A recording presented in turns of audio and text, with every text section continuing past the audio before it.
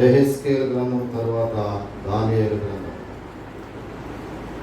దానియేలు గ్రంథము మొదటి అధ్యాయం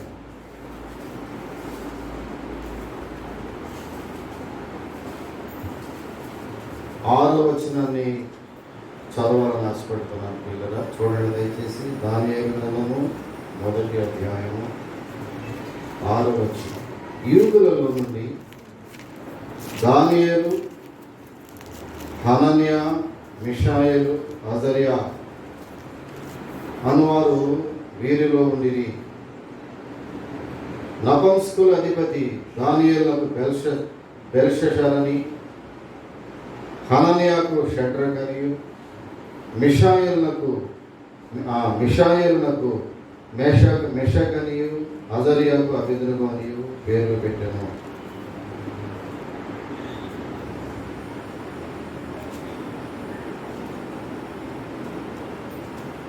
కిందకు వస్తే 12వ వచనంకి వచ్చినట్లయితే, భోజనములకు శాఖధాన్యములను, పానములకు నీళ్లను నీ దాసులు మాకు ఇప్పించి దయచేసి 10 దినముల వరకు మమ్మను పరీక్షింపుము. పిమ్మట మా ముఖములను రాజు నియమించిన భోజనము భుజించు బాలుర ముఖములను చూచి నీకు తోచినట్టుగా నీ దాసులమైన మా యెడల జరిగింపుము. 15వ వచనం. 10 దినములైన పిమ్మట వారి ముఖములు రాజు భోజనం భుజించు బాలురందరి ముఖముల కంటే సౌందర్యముగాను కళగాను కనబడగా. పిల్లరా, 2వ అధ్యాయంలోకి వెళితే అక్కడ కొన్ని మాటలు చదువు. రాజు నేను దాన్ని మరిచిపోతుంది కానీ కళను దాని భావమును మీరు తెలియజేయనిలా మీరు తుత్తినీలుగా చేయబడుతున్నారు, మీ ఇండ్లు పెంటకుప్పగా చేయబడుతున్నాం. కొంచెం మనం ముందుకు వెళదాం.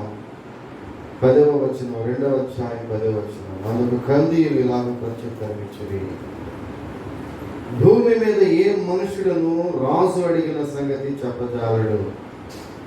ఏ చక్రవర్తియు అధికారియు శకున గాని యొద్దను, కారడి విద్యగాల వాని యొద్దను, కల్దీయుని యొద్దను ఇట్టి సంగతి విచారింపలేదు. 16వ వచనం పెడితే, 2వ అధ్యాయం 16వ వచనం పెడితే, అప్పుడు దానియేలు రాజు సన్నిధికి పోయి స్వప్న భావమును తెలియజెప్పుటకై తనకు సమయము దయచేయమని రాజును బతిమాలెను. ఇక చరిత్ర చూద్దామని అక్కడక్కడ చదువుకుంటూ వెళ్తున్నాను. నీకు అర్థమవుతుంది. వాక్యంలో పెడితే టెక్స్ట్ అర్థం అవ్వాలి. ముందు ఒక విషయం అర్థమైపోతే మన వాక్యంలో వెళ్ళిపోతాం. దాని తర్వాత 21వ వచనంలోకి వెళ్ళి చివరిలో చూస్తే, ఆయన కాలములను సమయములను మార్చేవాడేంటి, రాజులను త్రోసివేయచ్చు నియమించుచున్నవాడును, వివేకులకు వివేకమును జ్ఞానులకు జ్ఞానమును అనుగ్రహించబడినై ఉన్నాడు. ఆయన మరుగు మాటలను మర్మములను బయలుపరచడం, అంధకారంలోని సంగతులు ఆయనకు తెలియదు. ప్రియులారా, 28వ వచనం కూడా చదువుదాం. అయితే మర్మములను బయలుపరచగల దేవుడొకడు పరలోకమందు ఉన్నాడు, అంత్య దినములు ఎందుకు కలుగబోదని ఆయన రాజులను ఎప్పుకుని తెలియచేశాను. పిల్లలు, ఇక్కడ యూదులు ఒక సమయంలో చెరపట్టబడ్డారు. నెబుకద్నెజరు అనే రాజు యెరూషలేము మీదకి దండెత్తి వచ్చాడు. సార్, ఆ కాలంలో రాజులు దండెత్తారు, దండయాత్రలు చేశారు. రాజులు దండయాత్రలు చేసినప్పుడు రాజ్యాలను తొలగొట్టేసి తీసుకెళ్ళిపోయారు. అలాంటి సమయంలో నెబుకద్నెజరు అనేటటువంటి రాజు గొప్ప సామంత రాజు. ఆ రాజు ఒకసారి యెరూషలేము మీదకి దండెత్తి వచ్చాడు. తన పరివారంతో దండెత్తి యెరూషలేమును కొలగొట్టేశాడు. యెరూషలేము దేవాలయమును నేలమట్టం చేసేసాడు, పాడు చేసేసాడు. దానిలో ఉన్న దానిలో ఉన్నటువంటి విలువైనటువంటి సామాగ్రి అంతా కూడా కొల్లగొట్టుకుని తీసుకెళ్ళాడు. ఆ సమయంలో కొంతమందిని చెరపట్టి తీసుకుని వెళ్ళిపోయాడు బబులోను సామ్రాజ్యానికి. ఆ చెరపట్టబడినటువంటి యవనస్తులలో ఏమైనా వింటున్నావా? ఆ ఆ చెరపట్టబడి తీసుకువెళ్ళినటువంటి వారిలో ఈ ముగ్గురు యవనస్తులు కనబడుతున్నారు. దానియేలు, షడ్రకు, మెషకు, అబేద్నెగో. వీరు హెబ్రీయులు అనగా యూదులు, యూద మత ప్రవిష్టత కలిగినటువంటి వారు, దేవుని యందు విశ్వాసము కలిగిన వారు, పవిత్రమైన జీవితం జీవించేవారు, ఈ లోకములో ఏ ప్రలోభాలకు లొంగనటువంటి వారు, సాతాను పెట్టేటటువంటి ఏ ఎరనైనా కూడా గ్రహించి దాన్ని తిరస్కరించగలిగినటువంటి శక్తి కలిగినటువంటి అవస్థలు దానియేలు, షడ్రకు, మెషకు, అబేద్నెగో. ఆ రాజు సన్నిధిలో రాజ్యంలో బబులోను సామ్రాజ్యంకి వెళ్ళినా కూడా వీరు బైబిల్ చదవటం కానీ దేవునికి ప్రార్థన చేయటం విషయంలో కానీ ఎక్కడ కూడా లోపం లేదు. ఎక్కడికి వెళ్ళినా ఆ దేవుడైన యెహోవాను స్తుతించి గణపరుస్తూ ఉండేవాడు. వారు పెట్టేటటువంటి చట్టాలకు జడవలేదు.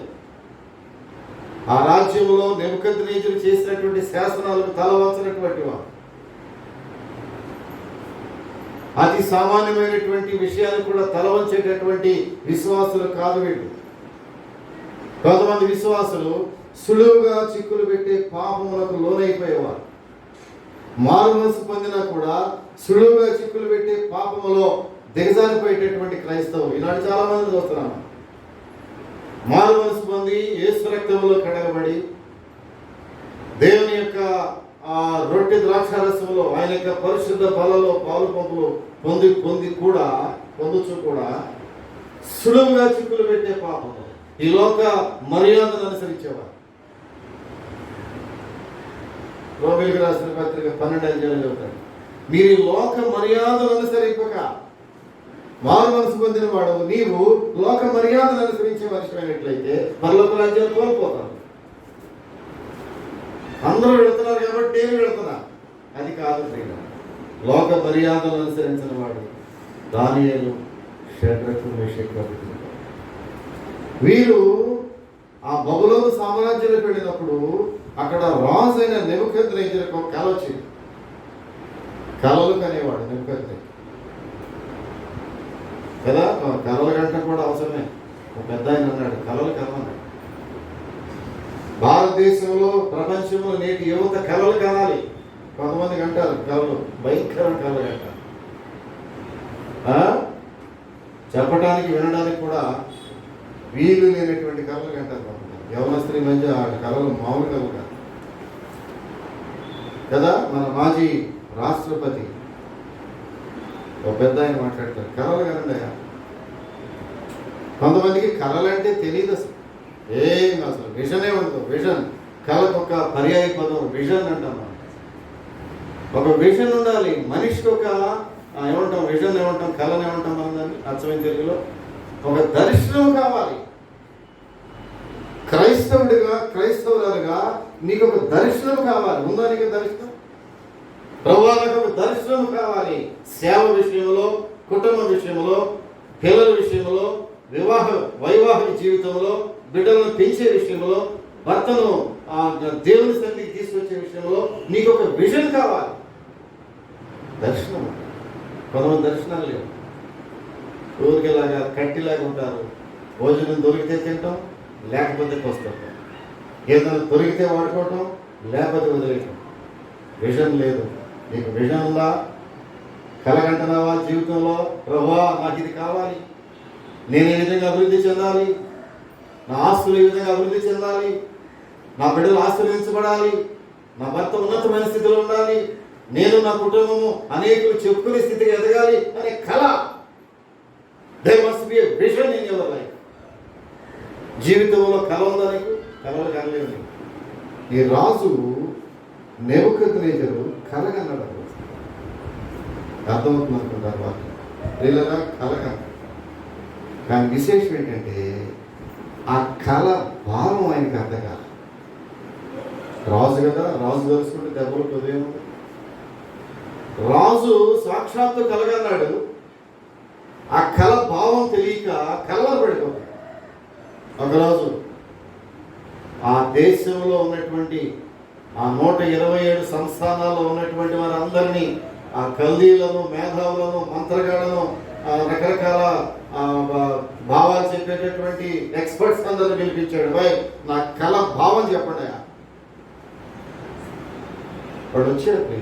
వారందరూ వచ్చి అడిగారు, రాజా నీవు కళ చెబితే దాని భావాన్ని మేము చెప్పడం. అరే బలివుడు, ఆ వచ్చిన కళ మర్చిపోయాను అన్నాడు. కళ మర్చిపోతే భావం ఎట్లా వస్తుంది? ఇది అసంభవము, అసంభవము. 10వ వచనం అంటే 2వ అధ్యాయంలో, అందుకు కల్దీలు ఇలాగ ప్రత్యుత్తరం ఇచ్చింది. 2వ అధ్యాయం 10వ వచనం చూడండి. అప్పుడు కల్దీలు ఇలాగ ప్రత్యుత్తరం ఇచ్చింది, భూమి మీద ఏ మనుషుడును రాజు అడిగిన సంగతి చెప్పగలడు. ఎందుకంటే భావాన్ని చెప్పగలం, కానీ ఆ వచ్చిన మర్చిపోయిన కళను ఎట్లా చెప్తాం? మా వల్ల కాదు, మేమే కాదు రాజా, భూమి మీద ఏ మనుషుడు కూడా మీ ప్రశ్నకు సమాధానం చెప్పలేడు. కానీ ఒక్క సంగతి మాకు తెలుసు. అదేంటో తెలిసిన? ఒక సంగతి తెలుసు. ఏంటంటే రాజు విచారించిన సంగతి బహు అసాధారణమైనది. దేవతలు కాక మరి ఎవరునూ ఈ సంగతి తెలియజెప్పజాలరు. 13వ వచనం అంటాడు, ఇట్టి శాసనములు బయలుదేరుట వలన జ్ఞానులు చంపబడవలసి ఉండగా. అదే ఇప్పుడు చెప్పాను, రాజు తెలుసుకుంటే దెబ్బలు పోలేదు. రాజు అన్నాడు, బాయ్ అందరిని చంపేగా, నా కళ చెప్పలేని వాడు, నేను మర్చిపోయిన కళను చెప్పాలి, కళ యొక్క భావమును చెప్పాలి. ఈ రెండు చెప్పకపోతే ఆ జ్ఞానులైన వారిని, కల్దీలను వరుసపెట్టి మోసపక్కలేశాడు. అయ్యో, ఎంత భయంకరమైన శాసనం బయలుదేరింది. అక్కడ ఉన్న జ్ఞానులు ఎవరు కూడా బ్రతకలేదు. ఆ రోజున ఏమైనా తెలిసినా, ఇటు శాసనము బయలుదేరి ఉండగా వారు దానియేలును అతని స్నేహితులను కూడా చంపవచ్చని. అప్పుడు దానియేలు అన్నాడు, రాజా, ఆ రాజు యొక్క మంత్రులు ఒక మంత్రి దగ్గరికి వెళ్ళి, అయా ఒక మనవి, మేమున్నాము, మా దేవుడు ఎంత గొప్ప దేవుడు అంటే, ఎంత గొప్ప దేవుడు తెలిసిన, ఆయన వివేకులకి వివేకమును, జ్ఞానులకు జ్ఞానమును అనుగ్రహించువాడు మా దేవుడు. మా దేవుడే జ్ఞాని, ఆయనను తెలుసుకోవటమే జ్ఞానము. ఆయన మర్మములను ఎరిగినవాడు, మర్మములను బోధించేవాడు. ఈ దేవుడు తప్ప మనకు దేవుడు ఎవరున్నారు ఇంత జ్ఞానమును బోధించేవాడు? మర్మములను విడదీసి బోధించేటటువంటి మా దేవుడు లాంటి వాడు ఎవరున్నారు? సవాలు విసిరండి, మాకు ఒక అవకాశం ఇవ్వండి. మేము మీ రాజు కలిగిన కళను, దాని భావాన్ని కూడా చెప్పగలిగిన స్థాయిలోకి ఎందుకు వచ్చామంటే, మా దేవుడు మర్మములను బయలుపరిచే దేవుడు. ప్రైజ్ ది లార్డ్, హల్లెలూయా. చెప్పండి. మా దేవుడు ఎవరంటే మర్మములను ఛేదించేటటువంటి వాడు, మర్మములను బోధించేవాడు మా దేవుడు. కనుక మేము ధైర్యంగా చెప్పగలం, మీ రాజు కలిగిన కళ చెప్తాం, దాని భావాన్ని కూడా చెప్తాం. ఏమన్నాడు తెలిసిన? అప్పుడు ఏమన్నాడు తెలిసిన ప్రియులరా? అన్నాడు, అంధకారములోని సంగతులు ఆయనకు తెలియను. ఎవరికి? నా దేవునికి అంధకారములో మరుగైన సంగతులను బయటికి లాగే దేవుడు మా దేవుడు. మర్మములను బయటికి లాగే దేవుడు, జరగబోయే విషయాలను బయలుపరిచే దేవుడు, రాబో సంగతులను తెలియజెప్పే దేవుడు ఆయనే మా దేవుడు. మామూలు విషయం అనుకుంటున్నారండి, నువ్వు మామూలు దేవుని దగ్గరకు వచ్చావనుకుంటున్నావా? జరగబోయే వాటిని బయలుపరిచే దేవుడు మా దేవుడు. మర్మములను సైతం ఇలా ఆయన చెప్తున్నాడు. చూడండి ఎంత మంచి మాట చెప్పాడు. ఎట్లనగా 20వ వచనం, దేవుడు జ్ఞాన బలములు కలవాడు, యుగములన్నిటను దేవుని నామం స్థుతినందును కాక ఆయన కాలములను సమయములను మార్చువాడయుండి రాజులను త్రోసివేయు నియమించుచు ఉన్నవాడు, వివేకులకు వివేకమును, జ్ఞానులకు జ్ఞానమును అనుగ్రహించువాడు మా దేవుడు. ఎవరు అనుకుంటాం? కొంతమంది అనుకుంటారు నీ వచ్చిన దేవుడు మామూలు దేవుడు కాదు. ఏమా గమనిస్తున్నావా? ఈ దేవుడు సామాన్యమైన దేవుడు కాదు. ఎలాంటి దేవుడైనా వివేకులకు వివేకమును, జ్ఞానులకు జ్ఞానమును, మర్మములను బయలుపరిచి అంధకారములను సంగతులను తెలియపరిచే గొప్ప దేవుడు మా దేవుడు. Don't under estimate your God. నీ దేవుడు తక్కువ అంచనా వేయొద్దు. ఇదేదో క్రైస్తవ దేవుడి దగ్గరికి వెళ్ళామనుకోవద్దు. ఈ మధ్య ఎవరు అంటారు కిరస్థాని వాళ్ళ దేవుడు అండినా, అమెరికా వాళ్ళ దేవుడు అండినా, ఎక్కడో విదేశాల నుంచి దిగుమతి చేసుకున్న దేవుడు అనుకుంటున్నావేమో. కాదు. ఈ దేవుడు ఎవరంటే మర్మములను బోధించగలిగిన దేవుడు. భవిష్యత్తును నీకు బయలుపరిచే దేవుడు ఆయన. నీ జీవితం ఎలాంటిదో దేవుడు తప్ప ఎవరు చెప్పలేరు. నీ ముగింపు ఎలా ఉంటుందో దావీదు భక్తుడు అంటాడు, ప్రభువా నా అంతం ఎట్లున్నది నాకు బోధించును. ఒక మనుషునికి అంతం ఎట్లుంటుందో వాడికి తెలియదు. చాలా బాగుంది అనుకుంటాడు. ఒక మనుషుడు అభివృద్ధి చెందుతుంటే నా జీవితం చాలా బాగుంది అనుకుంటాడు. కానీ ఒకని ఆరంభం కంటే అంతము మేలు. అంతం ఎట్లా ఉంటుందో చూడాలి. ఒక మనిషి యొక్క జీవితం యొక్క అంతం ఎట్లుంటుందో చూడాలి. అది ముఖ్యమైనది. ప్రభువా నా అంతము నాకు తెలియవచ్చు. నా జీవితం ఎలా ముగిస్తుందో నాకు తెలియదు. ఒక మనుషునికి జీవితం ఎలా ముగిస్తుందో వాడికి తెలియదు. నీకు తెలియని విషయం, నీ జీవిత సత్యములను బోధించే ఒకే ఒక దేవుడు ఉన్నాడు. ఆయనే నాకు తెలుసు. ఆయన మర్మములను బోధించదే. ప్లీజ్ నోటీస్, నీ జీవిత మర్మములు నీకు తెలియదే. రేపు ఏమి సంభవించునో నీకు తెలియదు. తెలుసా నీకు? రేపేమి సంభవించునో నీకు తెలియదు. నేడుండి రేపు కనుమరుగైపోయి ఈ జీవితం గురించి మనుషులు ఎన్ని ప్లాన్లు వేస్తున్నారో చెప్పాలి. వృధా ప్లాన్లు వేస్తున్నారు, వేస్ట్ ప్లాన్. ప్రణాళికలు, జీవితాల మీద ఎన్ని ప్రణాళికలు, ఆస్తుల మీద ఎన్ని ప్రణాళికలు,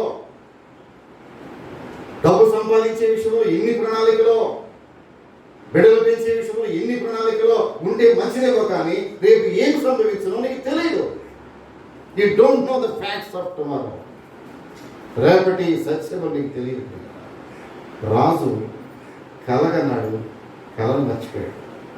దాని భావాన్ని తెలియపరచమంటున్నాడు. కానీ ఆ కలీలు అన్నారు, మన దగ్గరికి కుర్రోళ్ళు వచ్చారండి అయ్యా, వాళ్ళు చాలా జ్ఞానంగా కనబడుతున్నారు. మన ఈ మధ్య మన భోజనం పెడుతుంటే తినలేదాడు, మంచి మంచి భోజనం స్పెషల్ మీల్స్ పెడితే పెట్టలేదు. వారు కేవలం శాకాహార భోజనం కావాలన్నారు. అది పెట్టి చూసాము. ఒక 6 నెలలు చూసేటప్పటికి మన వాళ్ళ ముఖముల కంటే వాళ్ళ ముఖాలు వెలిగిపోతున్నాయ్యా, వాళ్ళలో దేవుడు ఉన్నట్టు కనబడుతున్నాడు, వాళ్ళు పిలుద్దామా వెళ్ళాడు. దాన్ని వెళ్ళి అడిగాడు, నేను చెప్పగలను ఈ రాజు యొక్క కళ, ఎందుకంటే మా దేవుడు మర్మములను బయలుపరిచేది. పిల్లలు వెళ్ళాడు.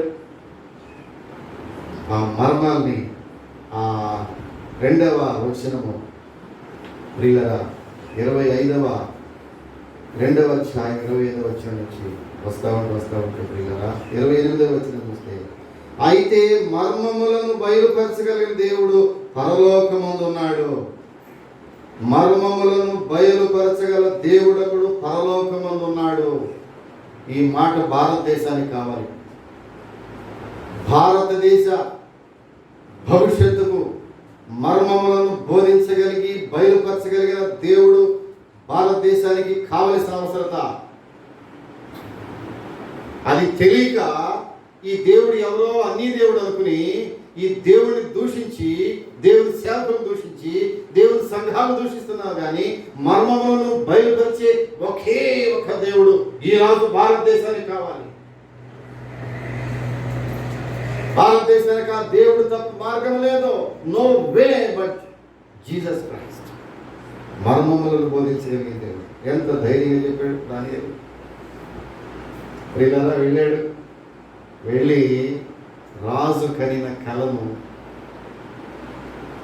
చెప్పడం ప్రారంభించాడు. రాజా, నీవు మర్చిపోయేవే కళ. ఆ కళ ఏమిటో కాదు, ఒక ప్రతిమ, ఒక స్టాట్యూ, ఒక ప్రతిమ నిలబడి ఉంది నీ కళలో. గమనించు, గుర్తు చేసుకో. నువ్వు మర్చిపోయే కళ గుర్తు చేసుకో. ఒక ప్రతిమ నిలబెట్టి ఉన్నది. ఆ ప్రతిమ యొక్క తల ఉందే, వింటున్నారా? ఆ ప్రతిమ, ఆ స్టాట్యూ, విగ్రహం, పెద్ద విగ్రహం, ఆ విగ్రహం యొక్క తల ఉంది, ఆ తల, ఆ శిరస్సు బంగారపు శిరస్సు. చెప్పుకుంటూ వచ్చాడు. బ్రహ్మాండము ఒక ప్రతిమ కనబడింది కదా. 2వ అధ్యాయము 31వ వచనము. 2వ అధ్యాయం 31వ వచనము. రాజా, బ్రహ్మాండము ఒక ప్రతిమ కనబడింది కదా. ఆయన కన్న కళను చెప్తున్నాడు. ప్రియ కళ కూడా మర్చిపోయాడు ఆయన. ఆ కళ చెప్తున్నాడు. ఈ గొప్ప ప్రతిమ మహాప్రకాశము భయంకరమైన రూపమును కలదై తమ ఎదుట నిలిచి ఉండెను.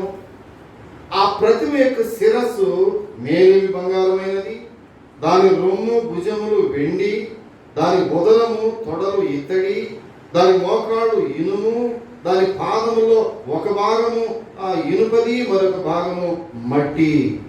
ఇది కదా నీకు దర్శనం కలిగింది రాజా. ఓ కరెక్టేనయా, నాకు వచ్చిన కళ ఇదే. ఇప్పుడు గుర్తొస్తుంది, నాకు వచ్చిన కళ ఇదే అని ఆయన మైండ్ దేని మీదకి వెళ్ళింది. ఆ శిరస్సు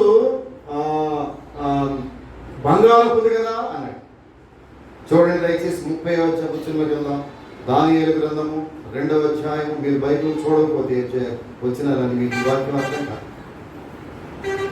మీ దగ్గర ఉన్న బైబిల్లో దానియేలు గ్రంథం తెరిచిపెట్టి నేను చూడమని ఆ వచనాలు చూడకపోతే వాక్యం అర్థం కాదు. 2వ అధ్యాయం 30వ వచనం చూస్తే తానే ఆ బంగారపు శిరస్సు అన్నాడు. రాజా, దీని భావాన్ని చెప్తున్న విను. ఆ పార్ట్ ఉందే, ఆ శిరస్సు భాగం ఉందే, ఆ విగ్రహం, ఆ శిరస్సు భాగంలో ఉన్నటువంటి ఆ భాగము మీరేనయ్యా, తమరే. నేనేనా? ఆ బంగారపు ఆ పార్ట్ అంతా కూడా నేనేనా అనుకుని ఆ కిందకు వచ్చిన పాత్రలు చుట్టలేగా. కింద ఇత్తడి ఉంది, వెండి ఉంది, ఇనుము ఉంది, మట్టి ఉంది. వాటిని పట్టించుకోవట్లా. ఆ శిరస్సు బంగారం నేనే కదా అనుకున్నా. పిల్లరా, దేవుడు చెప్పిన అన్ని జాగ్రత్తగా వినాలి కదా. ఏది అనుకూలమో దాన్ని ఒక్కదాన్ని దృష్టిలో పెట్టుకుని ఆ బంగారం నేనే కదా అనుకుని ఏం చేశాడు? ఇప్పుడు ఒక పెద్ద బంగారపు విగ్రహాన్ని చేయించాడు. చూడండి ఎంత ప్రియుల, తన అహంకారాన్ని, అహంభావాన్ని, తన రాచరికాన్ని, తనలో ఉన్న గర్వాన్ని అలా ఒక్కసారి బయట పెట్టుకుని తన రూపమును ఏం చేశాడంటే ఎంత పొడవు చేశాడు తెలిసిన? 90 అడుగులు ఎత్తు, 9 అడుగులు వెడల్పు కలిగినటువంటి ఒక మేలిమి బంగారు విగ్రహాన్ని ఒకటి చేయించాడు. ఎంత పెద్ద విగ్రహం చెప్పలేము. ఎంత మేలిమి బంగారు విగ్రహం. ఎన్ని అడుగులు? 90 అడుగులు. అహో మామూలు ఈ పిల్లలు 11 అడుగులు అంతే. 11 అడుగులు. ఇది 11 అడుగులు పిల్లలు. ఈ నేల నుంచి నేల కింద నుంచి ఇక్కడ నుంచి 11 అడుగులు పిల్లలు.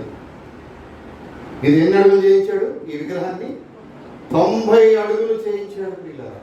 అంటే ఇలాంటివి 9 సుమారుగా 9 పిల్లర్స్ ఎంత ఎత్తు ఉంటుందో అంత ఎత్తున్నటువంటి మేలిమి బంగారంతో పోతబోసినటువంటి ఒక గొప్ప విగ్రహాన్ని చేయించాడు. ఆలోచించి ఎప్పుడైనా చదివారు? దానియేలు గ్రంథం చదివి అక్కడ చదివి పడేసి ఉంటారు. కొంతమంది అది కూడా చదవట్లేదు బైబిల్. ఊరికే వస్తున్నారు, వెళ్ళిపోతున్నారు. బైబిల్ చదువుతున్నారా? ఈరోజు ఉదయం బైబిల్ ఎవరైనా చదివారా? ఎవరన్నా? ఎవరస్తులు ఒక్కడు చేయలేరు. పనికిమాలిన పుస్తకాలు, పనికిమాలిన సెలవులు, పనికిమాలిన సెలవులు ఏంటంటారు? సెలవులో పనికిమాలి అవుతాయి. స్టేటస్లు, పెద్ద స్టేటస్ ఎందుకు పనికిరావు?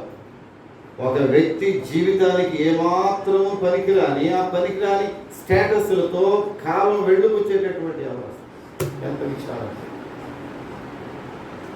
దాని వలన జీవితానికి ₹1 ఆ ఇన్కమ్ కూడా ఒక ప్రశస్తమైనటువంటి స్థితి కానరానటువంటి పరిస్థితుల్లో ఈనాడు జీవితాలు బలైపోతున్నాయి. అవస్థలు ఇతను ఏం చేశాడు? 90 అడుగుల విగ్రహాన్ని మేలిమి బంగారంతో 9 అడుగుల వెడల్పు చేసి పిల్లరా దానికి ఏం చేశాడు తెలిసిన? ఏం చేశాడు? దానికి నేను అందరినీ గెలిపించాడు. ఆ 27 సంస్థానాలలో ఉన్నటువంటి అధిపతులందరినీ అధిపతులందరికీ పిలిపించాడయ్యా. 3వ అధ్యాయము దానియేలు గ్రంథము 3వ అధ్యాయము. రాజుకు నెబుకద్నెజరు బంగారు ప్రతిమ ఒకటి చేయించి బబులోను దేశంలోని దూరాయను మైదానంలో దాన్ని నిలవబెట్టించాను. అది 60 మూరల ఎత్తు, 6 మూరల వెడల్పు, అనగా 90 అడుగుల ఎత్తు, 9 అడుగుల వెడల్పు. ఆ విగ్రహాన్ని చేయించి, ఆ విగ్రహం తనదే అనుకున్నాడు. తన రూపమే. ప్రియులారా, దేవుడు గర్విష్ఠులను, అహంకారులను ఎదిరించి దీనులకు తన యొక్క కృపను అనుగ్రహించున్నాడు. దేవుడు అహంకారులను ఎదిరించి దీనులకు తన కృపను అనుగ్రహించే దేవుడు మన దేవుడు. ఆయన అహంకారులను దగ్గర కూడా రానివాడు, గర్విష్ఠులను దగ్గర కూడా రానివాడు. గర్వ హృదయులను ఆయన యొక్క బలిపీఠం దగ్గరికి అవకాశం లేదు. నువ్వు ఎవరిపైనా సరే నీ హృదయంలో గర్వం వచ్చిందంటే పతనమే.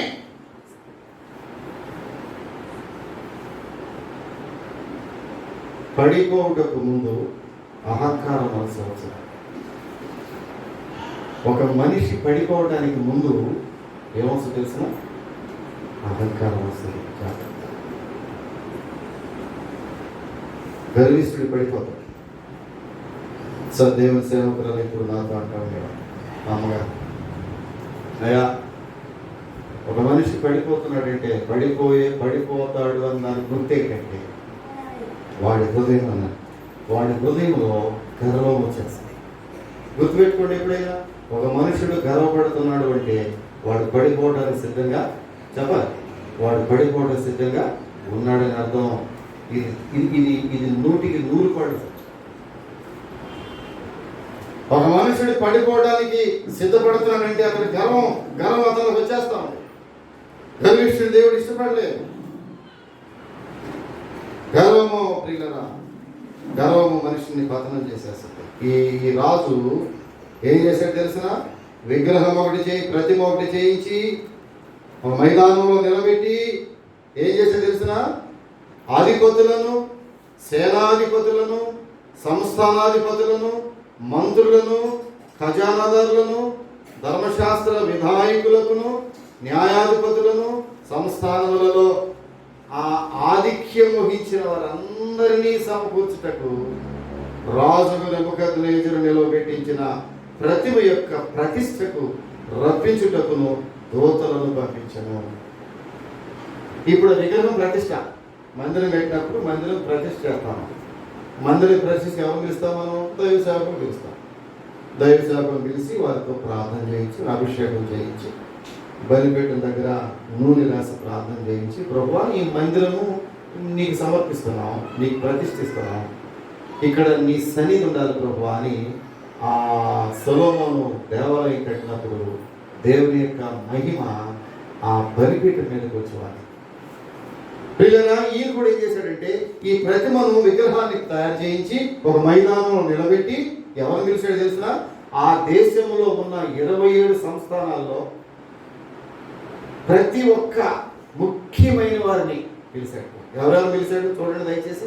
ఎవరు పిలిచాడు? ఆయన అధిపతులను పిలిచాడు, సేనాధిపతులను పిలిచాడు, సంస్థానాధిపతులను పిలిచాడు, మంత్రులను, మినిస్టర్లను పిలిచాడు, ఖజానాదారులను పిలిచాడు, ధర్మశాస్త్ర విధాయకులు పిలిచాడు, న్యాయాధిపతులు అంటే జడ్జిలు, సుప్రీంకోర్టు, హైకోర్టు జడ్జిలు పిలిచాడు, సంస్థానంలో ఆధిక్యత వహించిన పెద్దలైన వారు ఎవరున్నారో వారందరినీ పిలిచాడు. Magnificent, awesome, mind blowing function. ఎంత పెద్ద ఫంక్షన్ ఏర్పాటు చేశాడు, మైండ్ బ్లోయింగ్ చేసి ఈ ప్రతిమ దగ్గర ఏం పెట్టాడు? ఒక మ్యూజికల్ పార్టీ ఏర్పాటు చేశాడు. ఓ మ్యూజికల్ పార్టీ ఏర్పాటు చేసాము. ఎంత ఎటువంటి మ్యూజిక్ చెప్పలేదు. సంగీత దాన్ని ఏమంటాం?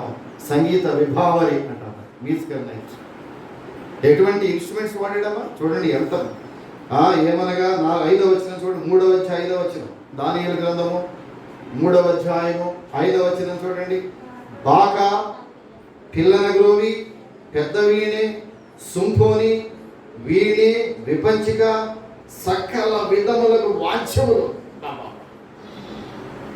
ఏం వాద్యాలండి పిల్లరా? ఆ ప్రతిమకు తోడు బ్రహ్మాండమైన మ్యూజికల్ పార్టీ ఏర్పాటు చేశారు. మీరు ఒకసారి ఆలోచించండి.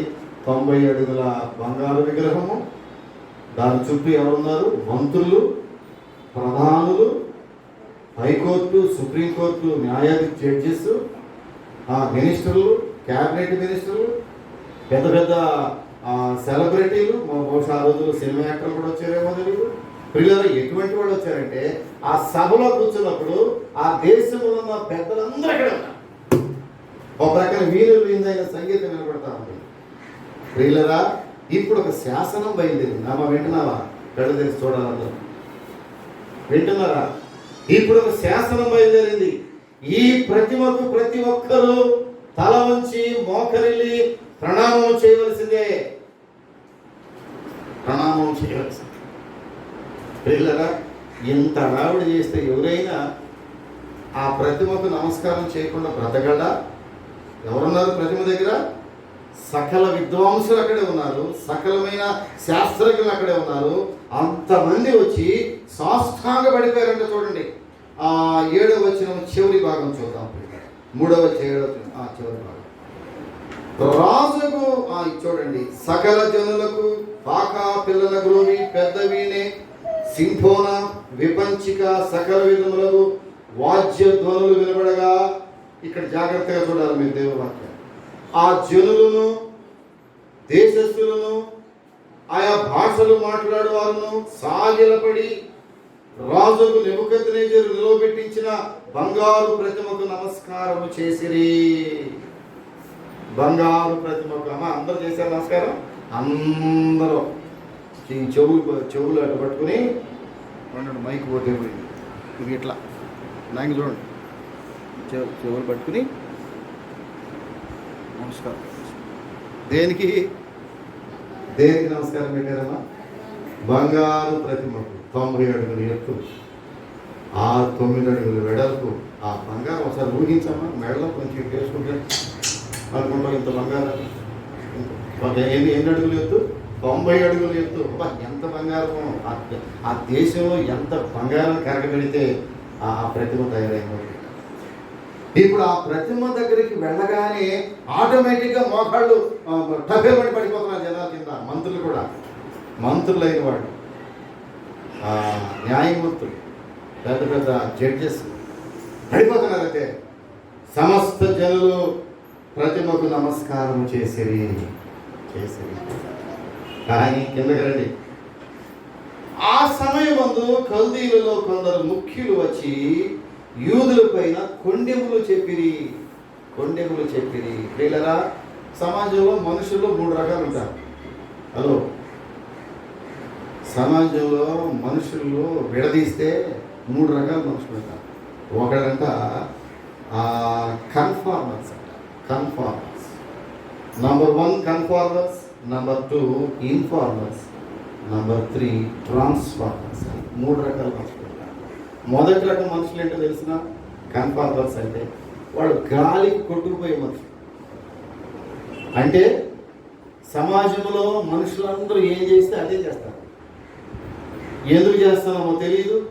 అందరూ ఒక చెట్టుకి నమస్కారం పెడితే వీళ్ళు కూడా వెళ్ళిపోయి పొలమంటే వెళ్ళిపోయి ఆ చెట్టుకి నమస్కారం పెట్టి, ఒక మనుషుడు పలానా చోట దేవుడు వేసాడంటే పొలమంటే వెళ్ళిపోవడం, చెంబుల మీద ఏదో పెట్టుకుని ఏదో కూడా వెళ్ళిపోవడం. అది ఎవరా దేవుడు, ఎక్కడ వెలిసాడు, అసలు ఏంటి ఆ పరిస్థితి, చరిత్ర, దాని యొక్క పుట్టుపూర్వతలు అర్థంగా పెట్టి గాలికి కొట్టుకుపోయే మనుషులు. సమాజంలో 3 మనుషులు ఉంటారు. 3 రకాల మనుషులు. కొంతమంది గాలికి కొట్టుకుపోయే మనుషులు, గాలికి కొట్టుకుపోయి లోకముకు అనుగుణంగా వెళ్ళిపోయేవాళ్ళు అంతే. అదే రోమిలకు రాసిన పత్రిక చదువుకున్నామే. 12వ అధ్యాయం ఏంటి? రోమిలకు రాసిన పత్రిక 12వ అధ్యాయం దయచేసి చదువుతాం. అపోస్తలుడైన పౌలు గారు రోమిలకు రాసిన పత్రిక చదవండి ఒకసారి. 12వ అధ్యాయం ప్రియులరా, 2వ వచనం. మీరు ఈ లోక మర్యాదను అనుసరింపక, ఇది ఎంత అవసరం నీకు క్రైస్తవుడా? ఈ లోక మర్యాదను అనుసరించే క్రైస్తవుడు నీవు. అందరూ పలానా చోటుకు వెళ్తా, పలానా సినిమా వచ్చి అందరూ వెళ్ళిపోతున్నారు, నేను కూడా వెళ్ళిపోతాను. పలానా చోట దేవుడు వెళ్ళిసాడు, నేను కూడా వెళ్ళిపోతాను. మా పేటలు అందరూ వెళ్ళిపోతున్నారు. ఈ మధ్య వాళ్ళు అన్నారు మా పేటలు అందరూ వెళ్ళిపోయారు, నేను కూడా వెళ్ళిపోయాను. మరి నీ మారు మనసు ఏమైంది? నీ విశ్వాసం ఏమైంది? నీ భక్తి ఏమైంది? నీ రొట్టె ద్రాక్షరసంలో పాలు పంపులు పొందే ఆ యొక్క తరుణం ఏమైంది? నీవు కూడా అందరితో కొట్టుకుని వెళ్ళిపోతావు అంతే. పలానా చోట ఎక్కడో వెళ్ళిపోయామండి, మేము కూడా వెళ్ళిపోయామండి. పలానా చోట దేవుడు వెళ్ళిపోయాడండి, మేము కూడా వెళ్ళిపోయామండి. ఆ చేటలు గేట్లు పట్టుకు వెళ్ళిపోయామండి. ప్రియులరా, సులువుగా చిక్కులు పెట్టేటటువంటి పాపం రెండో వ్యక్తులు ఉంటారు, వారు ఇన్ఫార్మర్స్ అనేటటువంటి. వింటున్నారా వాక్యాన్ని? రెండవ రకం మనుషులు ఉంటారే, వాళ్ళు ఇన్ఫార్మర్స్. వీళ్ళతో చాలా ప్రమాదం. ఈ నక్సలైట్స్ లేక మావోయిస్టులు లేక ఉగ్రవాదులు, ఎక్స్ట్రీమిస్ట్ అంటారు. ఎక్స్ట్రీమిస్ట్ ఉగ్రవాదులు వాళ్ళు ఎవరికి జడుస్తారో తెలిసిన? ప్రభుత్వాలకు చదవరు, మంత్రులకు చదవరు, దేశ నాయకులకు చదవరు, ప్రాణం తీసేవాళ్ళకి కూడా చదవరు. ఉగ్రవాదులు వాళ్ళు చాలా ధైర్యంగా ఉంటారు, ప్రాణానికి తెగించి ఉంటారు, ప్రాణాన్ని పణంగా పెడతారు. కానీ ఒకరికి మాత్రం నడుస్తారు, ఎవరు తెలిసిన? ఇన్ఫార్మర్స్ అంటారు. ప్రభుత్వానికి ఇన్ఫార్మర్స్ ఉంటారు. ఆ ఇన్ఫార్మర్స్ అంటే భయం. ఎందుకని? వాళ్ళ కదలిక, వాళ్ళ యొక్క స్థావరాలు, వాళ్ళ యొక్క స్థితిగతులు అన్నీ కూడా ప్రభుత్వానికి చేరవేసే వాళ్ళు వీళ్ళే. వాళ్ళతో కలిసి ఉన్నట్టే ఉంటారు. తండాల్లో కొంతమంది ఉంటారు ఇన్ఫార్మర్స్ అంటారు. ఇన్ఫార్మర్స్. మొదటి రకం మనుషులేమో కన్ఫార్మర్స్, అంటే వాళ్ళు గాలి కొట్టుకుపోయేవాళ్ళు, ఎటు పడితే వెళ్ళిపోయేవాళ్ళు. రెండో రకం మనుషులు ఇన్ఫార్మర్స్, వాళ్ళు ఉన్న విషయాన్ని జాగ్రత్తగా చేరవేసేవాళ్ళు. అంటే వాటిని చెప్పాలంటే అక్కడ మాటలు ఇక్కడ, ఇక్కడ మాటలు అక్కడ. ఎవరైనా ఉన్నారా అలాంటి వాళ్ళు ఇక్కడ మన చర్చలో? అలాంటి వాడు వీడు. ఇక్కడ మాటలు అక్కడ, అక్కడ మాటలు. వాళ్ళతో చాలా ప్రమాదం ఉంది. మాత్రం ఒక నరహంతకుడి కంటే ప్రమాదకరమైన వాడు ఎవరో ఈ మాటలు చేరవేశారు. వినాలి జాగ్రత్తగా. ఒకవేళ అలాంటి మనస్సు ప్రభావ నాలో ఉందేమో ఇక్కడే పశ్చాత్తాపపడి. ఇది ఎంత ప్రమాదం అంటే చివరకు ఆ వ్యక్తి ప్రాణాపాయ స్థితికి తెచ్చుకుంటాడు. ఇన్ఫార్మర్స్ యొక్క స్థితి ఏంటంటే ఆ వ్యక్తి ప్రాణం మీదకి ఆ వ్యక్తి తెచ్చుకుంటాడు. సత్యం ఇది, బైబిల్ చెప్తున్న సత్యం. ఏం జరిగింది ఇప్పుడు అక్కడ? ఆ రాజుకు నెబుకద్నెజర్ దగ్గరికి ఎవరు వెళ్ళారంట? కొంతమంది వెళ్ళారు. వెళ్ళి ఏం చేశారు? అయ్యా కల్దీల్లో కొందరు ముఖ్యులు వచ్చి వీళ్ళ మీద కొండెములు చెప్పడం ప్రారంభించారు. కొండెములు చెప్పడం. కొంతమంది ఉంటారు మూడో రకం వ్యక్తులు, ఫోన్ కట్టేది. కొంతమంది ఉంటారు ట్రాన్స్ఫార్మర్స్ అంటారు. బాగా వినాలి. కన్ఫార్మర్స్, ఇన్ఫార్మర్స్, ట్రాన్స్ఫార్మర్స్. ఈ ట్రాన్స్ఫార్మర్స్ అంటే మనుషుల జీవితాలను మార్చగలిగిన వాడు. గాలి కొట్టుకుపోయేవాడు కాదు, అక్కడ మాటలు ఎక్కడ చెప్పేవాడు కాదు. ఎవరో తెలిసిన వీడు? దే ఆర్ ట్రాన్స్ఫార్మర్స్, అనగా మానవ జీవితాలను మార్చేటటువంటి, ఒక మనుషులకి జీవితం మార్చగలిగేటటువంటి శక్తి. ఒక పాపిని దేవుని సరి తీసుకుని వచ్చి మారు మనసు అనుభవానికి నడిపేటటువంటి వాడు ట్రాన్స్ఫార్మర్, మార్చగలిగిన. వీళ్ళు ఏం చేశారంట? దానియేలు దగ్గరికి వచ్చి, రాజు దగ్గరికి వచ్చాయా, నీవెంత చేసి 9 అడుగులు ప్రతిమ పెట్టేవే, 9 అడుగులు వెడల్పున్నటువంటి పెద్ద ప్రతిమ, సాక్షాత్తు నీ రూపమే ప్రతిమగా చేసి పెట్టి నమస్కారం చేయమన్నావే. అంతమంది పెద్దవాళ్ళు వచ్చి నమస్కారం పెడితే ఇదిగో 4 కనపడుతున్నారు కుర్రాళ్ళు. వాళ్ళు మొట్టమొదటి నుంచి వ్యతిరేకంగా మాట్లాడుతున్నారు మనకి. వాళ్ళయ్యా కనీసం ఏంటది మోకాలు వంచడం కాదు కదా, తల కూడా వంచట్లేదు. అదేమని అడిగితే మా వల్ల కాదు, మేము వంశం తల అంటున్నారయ్యా అని రాజుగారికి ఇన్ఫార్మ్ చేశారు. ప్రియరా, వీళ్ళు ఇన్ఫార్మర్స్ అంటారు. ఇన్ఫార్మర్స్. కొండెములు చెప్పారు.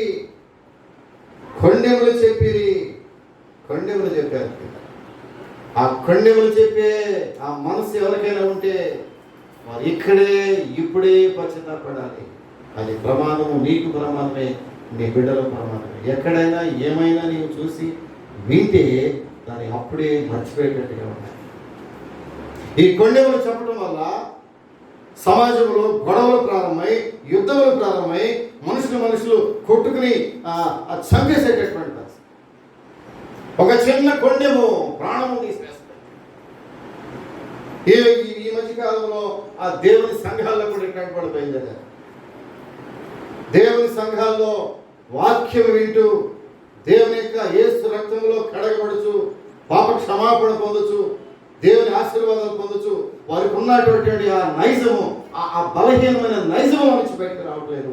కొండెములు చెప్పే నైజం, అక్కడ మాటలు ఇక్కడ, ఇక్కడ మాటలు అక్కడ, ఆ ఇంటికి వెళ్ళడం మా మాటలు, ఈ ఇంటికి వెళ్తే ఈ మాటలు చెప్పడం, వాళ్ళు భక్తి చేసే కుటుంబాలు కూడా నాశనం చేయడం,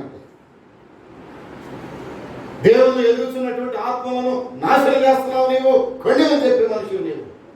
జాగ్రత్త, నీ నీ నీ నీ ప్రాణములకే ప్రమాదం. ఒకవేళ ప్రభు అటువంటి నాలుగు ఉన్నట్టయితే ఈ నాలుక కోసే. కొండములు చెప్పే నాలుక అది ఏదో ఒక రోజున కోసివేయబడుతుంది. జాగ్రత్త. బైబిల్ దాన్ని సెలవిస్తూ ఉంది. They are called informers. చెప్పేనే ఈ నక్సలైట్లు వీరికి చాలా భయపడతారు. ఈ ఇన్ఫార్మర్ ఎక్కడైనా ఉంటే, ఒకవేళ వీడి ఇన్ఫార్మర్ అని కొంచెం అనుమానం వచ్చిందంటే తక్షణమే వాడిని కాల్చిపడేస్తారు.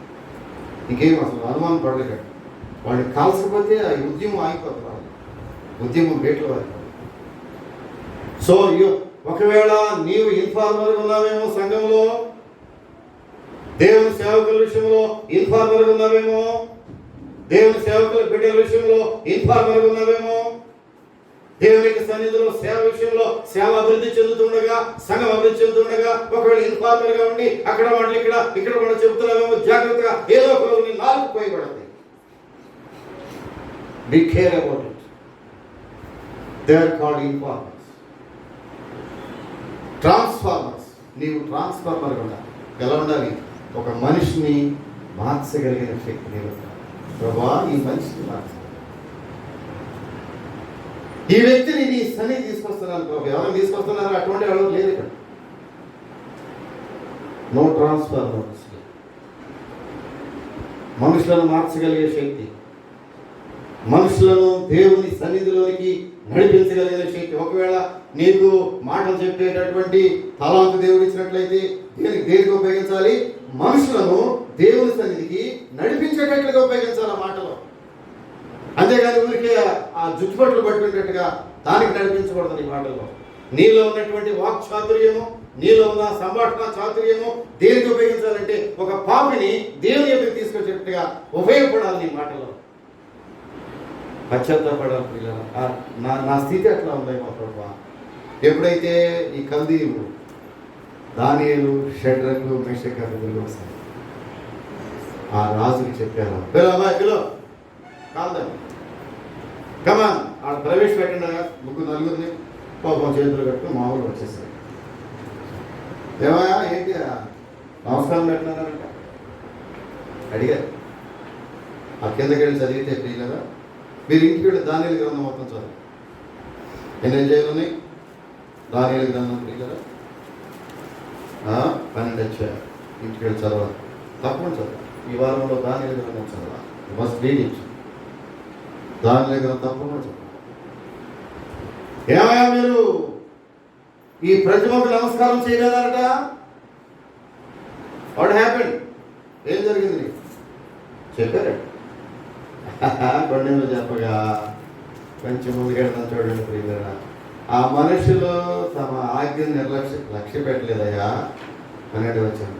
తమని దేవతలను పూజించుటలేదు, తమను నిలవబెట్టించిన బంగారు ప్రతిమకు నమస్కరించటే లేదు.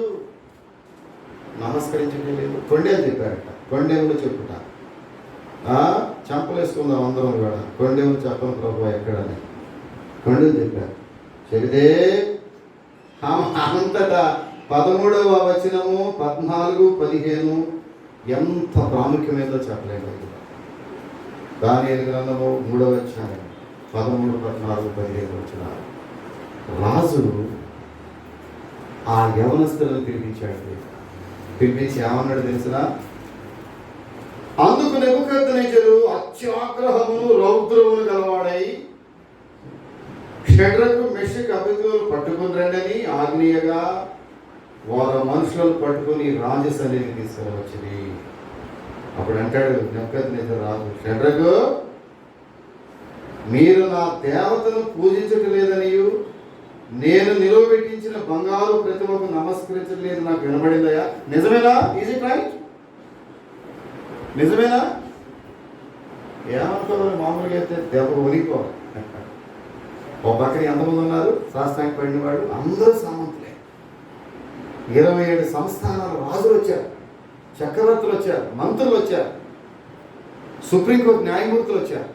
వాళ్ళందరి ముందు ఈ కుర్రాన్ని నిలబెట్టి, ఏమై ఇంతమంది నమస్కారం చేశారే, ఇంతమంది తల వంచారే ఈ ప్రతిమకు, ఇంతమంది శాసనాధిపతులు నమస్కారం చేశారే, ఏమైంది మీకు, మీ ముగ్గురు నలుగురికి ఎందుకు నమస్కారం చేయలేదు అడిగితే వారి సమాధానం ఏంటో తెలుసిన?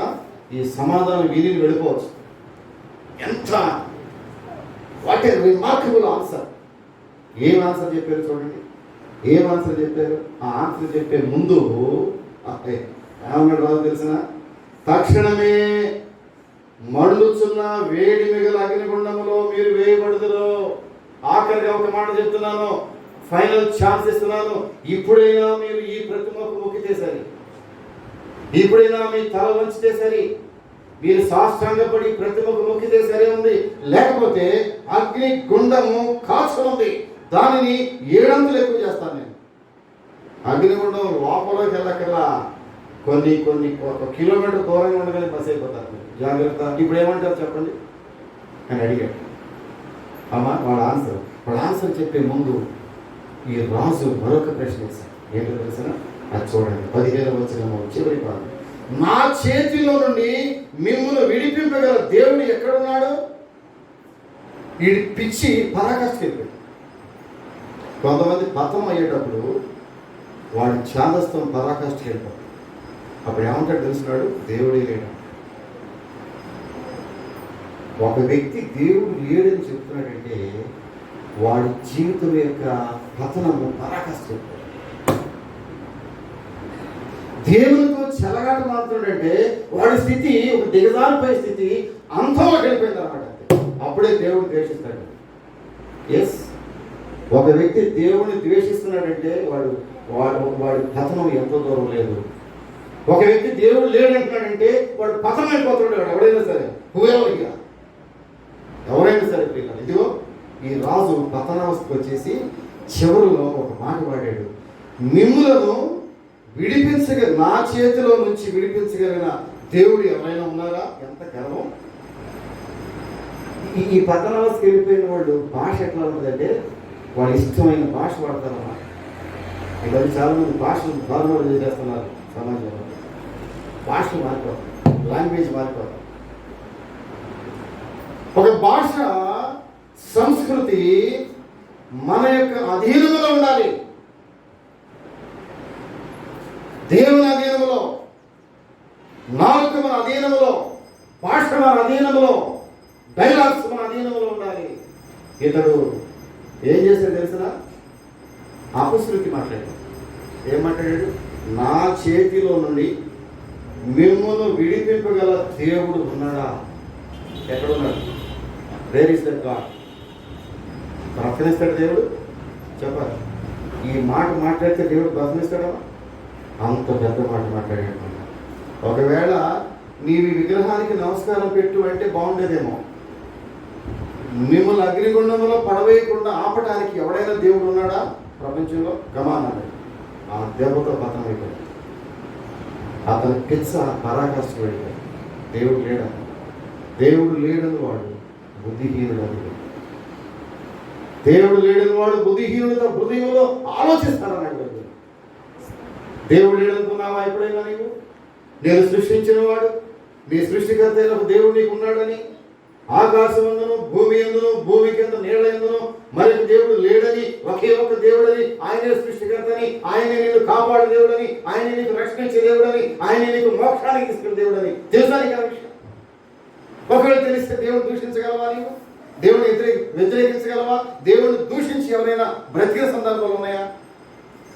వీళ్ళదా నెబుకద్నెజరు అంటున్నాడు, నా చేతిలో నుండి మిమ్మల్ని విడిపించగలిగిన దేవుడు ఎవరైనా ఉన్నారా? ఎక్కడున్నారా? ఆ మాట కంగారు పెడిపోతుంది. అప్పుడు దానియేలు నోరు తెరిచాడు. ఇదే దేవుడు వాక్యం ఈరోజు మనం వినాల్సింది. అప్పుడు దానియేలు నోరు తెరిచాడు. ఏం చేశాడు తెలిసిన? నా దేవుడు సమర్థుడే. My God is almighty God. సర్వశక్తి కలిగిన దేవుడు. నీలాంటి రాజులు, నీలాంటి శాసనాధిపతులు, నీలాంటి సంస్థానాధీశులు ఎంతమంది వచ్చినా నా దేవుడు ఒక్కసారి నోరు తెరిస్తే చాలు. నా దేవుడు ఎవరనుకుంటున్నా చెప్పగలవా మీరు? ఒక అధికారితో, ఒక నాయకుడితో, నీ మీదకి దండెత్తి వచ్చిన వాడితో, ఒక చర్చిని కూలదోయడానికి వచ్చిన వాడితో, ఒక పాస్టర్ గారిని కొట్టడానికి మీదకి వచ్చిన వాడితో నా దేవుడు సజీవుడు, ఆయన మైటీ గాడ్ అని చెప్పగలవా? చెప్పగలిగే శక్తి ఉన్నదా? దానిలో తెలిసాడు. ఏం తెలిసాడు? బ్రహ్మాండంగా చెప్పాడు. రాజా ఎరగదీసి పడేసి నీ దేవుడు ఎక్కడున్నాడు? ఎంత పెద్ద మాట మాట్లాడటమా రాజు? అధికారం ఉంది కదా అని నీ ఇష్టం వచ్చినట్టు మాట్లాడతావా? ఆరోగ్యం ఉంది కదా నీ ఇష్టం వచ్చినట్టు తిరుగుతావా? కాళ్ళు, చేతులు, సమస్త పార్ట్లు, అవయవాలు బ్రహ్మాండంగా పనిచేస్తున్నాయి కాబట్టి నీ ఇష్టం వచ్చిన పాపం చేస్తావా? నీకు కళ్ళు ఉన్నాయి కాబట్టి ఇష్టం వచ్చినవి చూస్తావా? నీకు చెవులు ఉన్నాయి కాబట్టి ఇష్టం వచ్చినవి వింటావా? నీకు చేతులు ఇచ్చాడు కాబట్టి నీ ఇష్టం వచ్చినవి చేస్తావా? నీ కాళ్ళు ఉన్నాయి కాబట్టి దేవుడు ఇచ్చాడు కాబట్టి ఇష్టమైన చోటు పరిగెత్తుతావా? నెవర్. పరిగెత్తలేవు. ప్రతిదీ దేవుని ఆధీనంలో ఉన్నాయి. నీ కాళ్ళు, నీ చేతులు, ప్రతి అవయవం ఎవరి ఆధీనంలో ఉంది? All are under the control of Jesus Christ. నీ ఇష్టం వచ్చినట్టు వాడుకోవడానికి నీ శరీరం కాదు. ప్రభా, ఈ శరీరం నీది, నా శరీరము దేవుని ఆలయం. అవునా కాదు? ఈ శరీరం ఏంటి చెప్పాలి? ఈ శరీరం ఎవరిది చెప్పాలి? ఎవరిది? నీదా? నువ్వు అజ్ఞానివి ఇవనుకో. ఈ శరీరం నీది అనుకుంటే అజ్ఞానివి సహోదరుడా, జాగ్రత్త. బైబిల్ చెప్తా ఉంది, ఈ శరీరం ఎప్పుడైతే నాది అనుకున్నావో నీ ఇష్టానుసారంగా వాడతావు. నీ శరీరం నీది కాదు, ఇది ప్రభువా, ఇది నీవిచ్చిన శరీరం, సాక్షాత్తు నీ ఆలయము శరీరము. నా హృదయమే నీ ఆలయము ప్రభు. ఈ హృదయంలో ఎవరుంటారు? నీవే నివసిస్తున్నావు. కానీ హృదయం నీది నాది కాదు. ఎవరిది హృదయం? గుండె ఎవరిది? రమేష్ గారు కాదు, గుండె నాది కాదు, దేవుడిది. ప్రభా, ఈ గుండె నీది. ఈ గుండెలో నీవు ఉండాలి, ఈ హృదయంలో నీవు ఉండాలి. నీవే ఆలయము, నీవే నివాసము, నీవే బలిపీఠము, నీవే హృదయంలో జరిపించాలి. ఇది నీది ప్రభు. ఆ సంస్థ ఎప్పుడైతే దాని రాజైన నెబుకద్నెజరు ఈ మాట అన్నాడు, వీళ్ళరా అక్కడ అంటున్నాడు, వారి వస్త్రములు అభివృద్ధి రాజుతో 16వ వచనం చూడండి. రాజుతో మన కుర్రాడు ఇలాగ చెప్పిరి. నెబుకద్నెజరు ఏమన్నాడు రాజుని? ఒకసారి ఆలోచించండి. ఏమన్నాడు రాజుని? రాజుని ఏమన్నాడు? అయ్యగారు అన్నాడా? అరే చెప్పండి, చదవండి. అయ్యగారు అన్నాడా? మామూలుడు ఆయన. ఎక్కడ రాజు? మామూలు రాజు. ఆయన ముందు ఎవరున్నప్పుడు ఆ దేశంలో ఉన్న సామంతులందరూ ఆయన ముందు సాష్టాంగ పడితే ఈ కుర్రాడు అంటున్నాడు, ఏమన్నాడు? నెబుకద్నెజరు, మిస్టర్. ఒకటి ఇంగ్లీష్లో అయితే మిస్టర్ నెబుకద్నెజరు. ఆ మాటకే సగం చచ్చిపోయాడు. అవునా కదా? చెప్పాలి. ఆ పిలుపుకే రాజు సగం చచ్చిపోయి ఉంటాడు. పక్కన మ్యూజిక్ కనబడుతుంది, బ్రహ్మాండమైన వేణిపోయిందైన సంగీతం. ఎవరు తీసుకొచ్చారో మరి మొత్తం పాడటానికి నంబర్ 1 గాయకులు తీసుకొచ్చి ఉంటారేమో. బ్రహ్మాండమైన పాటలు కనబడుతున్నాయి. రాజులు చుట్టూ షామ్యాన వేసారు, పక్కన పెద్ద పెద్ద టెంట్లు వేసారు. ఆ టెంట్లో కుర్చీలు సింహాసనం వేసారు. ఈ కుర్రోడు అనగానే ఎవరైనా ఇంత పిలుపు పిలిచాడు? నెబుకద్నెజరు ఇంటికి చదవాలి. అందుకే దానియేలు గ్రంథానికి నెబుకద్నెజరు ఎక్కడ 16వ వచనం, ఇందుల గురించి నీకు ప్రత్యుత్తరము ఇయ్యవలెనన్న చింత నాకు లేదు. No need at all. ఏమి ధైర్యం అండి క్రీస్తు ప్రభు మీద? ఎంత ధైర్యం అండి ఆ దేవుడి మీద ప్రియులరా? ఎప్పుడైనా ఇంత ధైర్యమైన మాట్లాడేవా సమాజంలో? నీ దేవుడి గురించి ఎప్పుడైనా సాక్ష్యం చెప్పావా సహోదరి సహోదరుడా? నేను 17 ఏళ్ళ నుంచి అమ్మ ఒక్క మనిషిని తీసుకున్నాను. అమ్మ ఎంతమందిని 17 ఏళ్ళ నుంచి అడుగుతున్నాను. అమ్మ ఒక్క మనిషి దొరకట్లేదా నీకు? ఒక్క మనిషి అమ్మ నీ దేవుని గురించి చెప్పి ఒక్క మనిషిని వార్తలేకపోతున్నావే. నెబుకద్నెజరుతో మాట్లాడుతున్నాడు, ఇందుల గురించి నీకు ప్రత్యుత్తరం ఇవ్వాలన్న చింత మాకు లేదు. మేము సేవించుచున్న దేవుడు మండుచున్న వేడిమి గల ఈ అగ్నిగుండములో నుండి మమ్మను తప్పించి రక్షించుటకు సమర్థుడు. మా దేవుడు రక్షించుటకు సమర్థుడు. మరియు నీ వశమున పడకుండా ఆయన మమ్మను రక్షించును. ఇది కరెక్ట్. కానీ ఒకవేళ ఆయన రక్షింపకపోయినను, ఆయన బిజీగా ఒకవేళ ఉండి మమ్మల్ని ఎప్పుడు పట్టించుకుంటాడు మా దేవుడు. ఒకవేళ ఏదైనా చిన్న సందర్భంలో ఆయన బిజీగా ఉండి, ఒకవేళ ఆయన కార్యక్రమాలు ఏదైనా ఉండి ఆ టయానికి మమ్మల్ని పట్టించుకోలేక మర్చిపోయాడు. ఒకవేళ అట్లాంటివి జరిగినా, రాజా నీ దేవతలను మేము పూజింపమని, నీవు నిలవబెట్టించిన బంగారు ప్రతిమకు నమస్కరింపమని తెలుసుకున్నాము. మేము ఒకవేళ మా దేవుడి సమర్థుడు ఒకవేళ రక్షించకపోయినా మేము మాత్రము ఈ ప్రతిమకు నమస్కారం చేయము. ఎలాంటి ధైర్యం ప్రియులారా, ఎలాంటి విశ్వాసము, దానియేలు విశ్వాసం ఎంత గొప్పది ప్రియులారా. అక్కడ ఏం జరిగింది తెలుసునా? ఏం జరిగింది? వెంటనే అక్కడ బలవంతులైన వారిని అందరూ పిలిచి, ఇంటికి చదవండి, అక్కడ బలవంతులైన వారిని, శరీరం దారుడిము కలిగినటువంటి వారిని పిలిపించి, అబ్బాయి అగ్నిగుండం రెడీ ఉందా? రెడీ అయిగా రెడీ ఉందా? ఒక పని చేయండి, ఇప్పుడున్న వేడి ఉందే దానిని 7 అంతలు ఎక్కువ చూడు. 7 ఆ రోజుల్లో యూదులకి సంపూర్ణ నంబర్. 7 అనేది ఒక సంపూర్ణ. ఈ అగ్నిగుండమును ఇప్పుడు ఏం చేస్తారంటే, ఈ వేడి సాధులకి ఎవరో ఈ పిల్లలు చిన్న పొరపాటు వేడని చంపడానికంట ఆ అగ్నిగుండాన్ని ఎన్ని రెట్లు చేయమన్నాడు? 7 రెట్లు పెంచాలి. అవన్నీ చదవండి, టైం ఇప్పుడు అయిపోయింది. 7 రెట్లు పెంచండి అగ్నిగుండాన్ని అని అక్కడ బలాఢ్యులను పిలిపించి 7 నలుగురిని కట్టగట్టి 3 లోపల పట్టించారు. ఈ పడేసాడు ఉన్నారే బలాఢ్యులు ఉన్నారు, కండల వీరులు, వాళ్ళు వీరిని పడవేసేటప్పటికే మాడిపోయారు, చచ్చిపోయారు అక్కడ. కానీ వీళ్ళు మాత్రం ఆ అగ్నిగుండంలో చక్కగా తిరుగుతున్నారు. ఏసీలో పడుకుని చల్లగా ఉంటుంది చూడండి. ఈ మధ్య ఏసీలో కూడా పనిచేయదు. రాత్రి ఏసీ వదిలిపెట్టి బయటకు వస్తే హాయిగా ఉన్నారు, చల్లగా ఉంటుంది. ఏసీలో తిరుగుతున్నారు. సరదా ఏం తిరుగుతున్నారంట? అబ్బో ఎక్కడ? అందుకు రాజు, నేను 4 మనుషులను బంధకములు లేని అగ్నిలో సంచరించడం చూస్తున్నానే, వారికి ఏ హాని ఏమి కలగలేదే. 4వ వారి రూపము దేవత రూపము పోలేదని వారికి ప్రత్యుత్తరం ఇచ్చింది. నేను 3 కదా వేసింది లోపల, మరి 4 కనపడుతున్నారు లోపల. చూస్తున్నారు, ఓ అటు తిరుగుతున్నారు, ఓ తిరుగుతుంటే 4 కనపడుతున్నారంట. ఆ 4వ వాని ఆ ముఖం చూస్తే దేవతల రూపం కనబడుతుంది. ఎవరు వీళ్ళు? వాళ్ళందరూ పనిచేయండి, ఇప్పుడు బయట తీసుకురండి, వాళ్ళని బయట తీసుకురండి. వాళ్ళు ఏం చేశారు?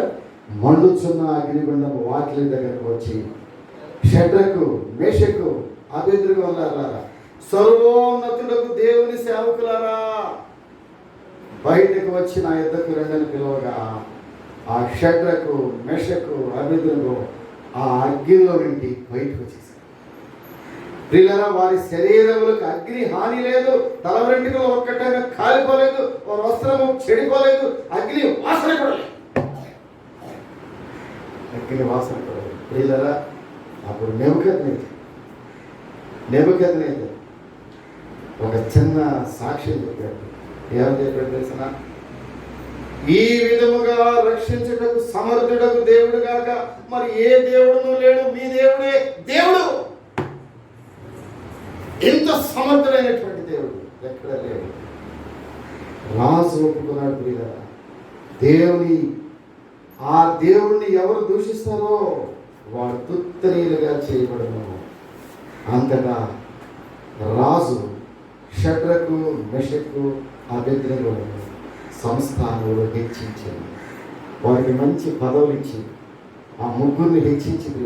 ఇక్కడ మనం తెలుసుకోవాల్సిన ఒక చిన్న వాక్య భాగంలో తెలుసుకునే ఈ దానియేలు, షడ్రకు, వాళ్ళకున్న విశ్వాసం ఎలాంటి తెలిసిన నిజమైన విశ్వాసం. నిజమైన విశ్వాసం, సవాళ్ళను ఎదుర్కొనగలిగే విశ్వాసం. వీళ్ళలా క్రైస్తవులకు ఎప్పుడు సవాళ్ళే. ఒక క్రైస్తవుడుగా కొనసాగాలంటే వాడి జీవితంలో ఎప్పుడు సవాళ్ళు. ఆ సవాళ్ళు ఎదుర్కొనేది ఏంటో తెలిసిన నిజమైన విశ్వాసం. నిజమైన విశ్వాసం సవాళ్ళు ఎదుర్కొంటుంది. మొదటి 12 వచనములు 2వ అధ్యాయంలో మొదటి 12 వచనాలు రాసుకోండి. దానియేలు గ్రంథము 2వ అధ్యాయము మొదటి 12 వచనాలు. నిజమైన విశ్వాసము సవాళ్ళను ఎదుర్కొంటుంది. 13వ వచనం నుంచి 18వ వచనము నిజమైన విశ్వాసము ప్రభువుని అన్యజనుల ఎదుట ఒప్పుకుంటుంది. నిజమైన విశ్వాసము, నీలో నిజమైన విశ్వాసం ఉన్నట్లయితే ఆ నిజ దేవుని ఎదుట ఒప్పుకుంటుంది విశ్వాసం అనేది. ప్రియులారా, అది 13వ వచనం నుంచి 18వ వచనం వరకు మనం చూస్తాం. 19వ వచనం నుంచి 25వ వచనం చూస్తే నిజమైన విశ్వాసము శత్రువులను కలవరపరుస్తుంది. మన శత్రువులు కలవరపడిపోతారు. మన మీదకి వచ్చే శత్రువులు మీకు తెలుసా? ఇశ్రాయేలీయులు ప్రతి యుద్ధంలో గెలిచారంటే కారణం ఏంటి తెలుసా? వాడు యుద్ధాలు చేసి గెలిచినాడు కాదండు. శత్రువులను దేవుడు కలవర పెడతాడు. నీ మీదకి వచ్చే వారిని దేవుడు కలవర పెడతాడు. నీ మీద అపవాదములు ఆ మోపెట్టేటువంటి అపవాదుని కలవర పెడతాడు దేవుడు. నీ శత్రువులను ఒకవైపు నుంచి వచ్చేవారిని 10 వైపుల నుంచి పారవేస్తాడు దేవుడు. నీ శత్రువులు మిత్రులుగా చేసే దేవుడు కలవర. నిజమైన విశ్వాసం శత్రువులను కలవర. ఇక రాజు ఏం చేశాడు? కలవరపడిపోయాడు. అయ్యో, నేను ముగ్గురు వేసేనే 4 ఉన్నారే. ఈ యొక్క అగ్నిగుండంలో 4వ వాడు ఉన్నాడే. 4వ వాడి యొక్క ముఖము దేవుని ముఖంలాగా ఉంది. కలవరపడిపోయాడు. తర్వాత 26వ వచనం నుంచి 30వ వచనం చూస్తే దేవుని యొక్క వాగ్దానము దృఢపరుచుకుంటున్నాడు విశ్వాసం. నీలో విశ్వాసం నిజమైందై ఉంటే దేవుని వాగ్దానములను దృఢపరుస్తుంది. ఇక్కడ దేవుని వాగ్దానం దృఢపరిచింది. మా దేవుడు సమర్థుడు, మా దేవుడు రక్షించే దేవుడు. దానిని నిరూపించి సమర్థవంతంగా ఎదుర్కొన్నారు విశ్వాసంతో దానియేలు, షడ్రకు, మెషకు. నీ విశ్వాసం ఉందా? నీ విశ్వాసం సవాలు ఎదుర్కొంటుందా? నీ విశ్వాసము ప్రభువుని అన్ని జనులు ఒప్పుకుంటుందా? నీ విశ్వాసం శత్రువులు కలవరపరుస్తుందా? నీ విశ్వాసం దేవుని వాగ్దానములను దృఢపరిచే విశ్వాసం ఉన్నదా? ప్రభువా, దానియేలుకి, షడ్రకు, మెషకు, అబేద్నెగోకున్నటువంటి విశ్వాసము నాకు నేర్పించు ప్రభువా. సవాళ్ళను ఎదుర్కొనే విశ్వాసం, సమస్యలు ఎదుర్కొనే విశ్వాసము, దేవుని యొక్క ప్రభువును ఒప్పుకునే విశ్వాసము. ఒకవేళ ఎవరైనా నన్ను బంధించి క్రీస్తును ఒప్పుకుంటావంటే నా దేవుడు సజీవుడని ఒప్పుకునే విశ్వాసం ఉందా నీకు? ఆ విశ్వాసమే కావాలి కదా. అదే దానియేలు విశ్వాసం. అదే షడ్రకు, మెషకు, అబేద్నెగోకు విశ్వాసం. నా దేవుడు రక్షించడానికి సమర్థుడు. ఒకవేళ ఆయన రక్షించకపోయినాను మేము మాత్రము ఈ ప్రతిమకు నమస్కారం చేయము. అది ఏ ప్రతిమ? 37 అడుగుల ఎత్తు, 9 అడుగుల వెడల్పు, మేలిమి బంగారంతో చేయబడింది. దానికి నమస్కరించకుండా ఆ దేశంలో ఏ ఒక్కడూ లేదు. ఒక్క దానియేలు, షడ్రకు, మెషకు నువ్వు చెప్పగలవా? మా దేవుడు సజీవుడు, ఆయన బొమ్మ కాదు. నా దేవుడు సజీవుడు, విగ్రహం కాదు. నా దేవుడు సజీవుడు, ఆయన మాట్లాడే దేవుడు. నా దేవుడు సజీవుడు, ఆయన సహాయం చేసే దేవుడు. కాళ్ళుండి నడవగలిగిన దేవుడు, కళ్ళుండి చూచే దేవుడు, చెవులుండి వినే దేవుడు. విగ్రహం కాదు. నా దేవుడు నేటికి సజీవుడు. నా దేవుడు, నా విమోచకుడు సజీవుడు. నీవు ఆయన తిరిగి భూమి మీదకు నిలుస్తాడు, నేను ఎరుగుదును అంటాడు యోగుడు. నా దేవుడు సజీవుడు. ఒకరోజు ఆయన భూమి మీదకి వస్తున్నాడు. ఆయన భూమి మీదకి రాబోతున్నాడు. ఈ సజీవుడే, ఈ దానియేలు దేవుడే, ఈ షడ్రకు, మెషకు, అబేద్నెగో దేవుడే ఒకరోజు భూమి మీదకి మరలా రాబోతున్నాడు. ప్రియమైన ఆయన ఎదుర్కోవడానికి సిద్ధంగా ఉన్నావా? ఒకవేళ సిద్ధపడినట్లు చెప్పడం ఆ వచ్చుతున్న దేవుని ఎదుర్కోవాలంటే నీ విశ్వాసం ఎలా ఉండాలి తెలిసిన? సవాళ్ళను ఎదుర్కొనే విశ్వాసం కాదు. దానియేలు వల్ల నీ విశ్వాసం ఎలా ఉండాలి? నీ ప్రభువుని నోటితో ఒప్పుకునేటట్టుగా ఉండాలి. ఈ క్రీస్తు ప్రభు నా దేవుడే, ఈ క్రీస్తు ప్రభువును ఒప్పుకునేటప్పుడు సిగ్గుపడక్కర్లేదు, భయపడక్కర్లేదు, కలవరపడక్కర్లేదు. నా యేసయ్యను నేను ఒప్పుకుంటాననేటటువంటి ధైర్యము, అదే నీకున్న విశ్వాసం. నీ దేవుడు రాబోతున్నాడు. శత్రువులను కలవరపరిచే విశ్వాసం. ఆఖరిగా దేవుని వాగ్దానాలను దృఢపరిచే విశ్వాసం. విశ్వాసం నీకుందా? ప్రియులరా, దేవుడు పిలుస్తున్నాడు. అయ్యా, ఇలాంటి వాళ్ళు దేవుడు ఏర్పాటు చేస్తాడు. అయ్యా, నువ్వు రాబోతే. ఒకవేళ ఎవరైనా దానియేలు లాంటి విశ్వాసము కావాలని, షడ్రకు మెషకు అబేద్నెగో లాంటి విశ్వాసము కావాలని ఒకవేళ నీవు ఆశపడినట్లయితే, నువ్వు ఉన్న చోటుని ఒకసారి తలలో ఉంచి ప్రార్థన చేసి నాతో కలిసి ప్రార్థన చేయి. నేను నీ కొరకు ప్రార్థన చేయబోతున్నాను. ప్రభువా, దానియేలు లాంటి విశ్వాసం, దానియేలు లాంటి సవాళ్ళు ఎదుర్కొనే విశ్వాసము, దానియేలు వలె ప్రభువును ఒప్పుకునే విశ్వాసము, దానియేలు వలె శత్రువులను కలవరపరిచే విశ్వాసము, దానియేలు వలె దేవుని వాగ్దానములను స్థిరపరిచి దృఢపరిచే విశ్వాసం నాకు కావాలయ్యా అనేటటువంటి ప్రార్థన ప్రకటన చేయగలిగితే, నువ్వు ఎక్కడున్నా సరే సహోదరుడా, వేరెవర్ యు ఆర్, నువ్వు ఎక్కడ ఉన్నా, నువ్వు ఏ స్థితిలో ఉన్నా, నీ దేవుడు సజీవుడు. ఆయన అంతవరకు నిలబడే దేవుడు. ఆయన రాబోతున్నాడు భూమి మీదకి. ఆయన ఎదుర్కొనే సమయం ఎదురు చూస్తావు. ఆయన ఎదుర్కోవాలంటే నీలో విశ్వాసం కావాలి. ప్రభువా, అలాంటి విశ్వాసం నాకు నేర్పించవా? దానియేలు విశ్వాసం నాకు నేర్పించవా? నీ నామమును ప్రకటించే విశ్వాసం నాకు నేర్పించవా? ఇన్ఫార్మర్ లాగా అయిపోతున్నానేమో ప్రభు, నేను కన్ఫార్మర్ లాగా అయిపోతున్నానేమో. నన్ను ఒక ట్రాన్స్ఫార్మర్గా చేయకూడదు. నేను ఇతరులను మార్చగలిగేటటువంటి మనిషిగా చేయకూడదు. అయ్యో, అక్కడ మాటలు ఇక్కడ చెప్పే మనిషిగా, కొన్నిములు చెప్పే మనుషులుగా, కుటుంబాలను కోలదోసే మనుషులుగా నన్ను వద్దు. దానియేలు వలె విశ్వాసం నాకు నేర్పించి ఒక్కసారి ప్రార్థన చేయండి. తెలిసి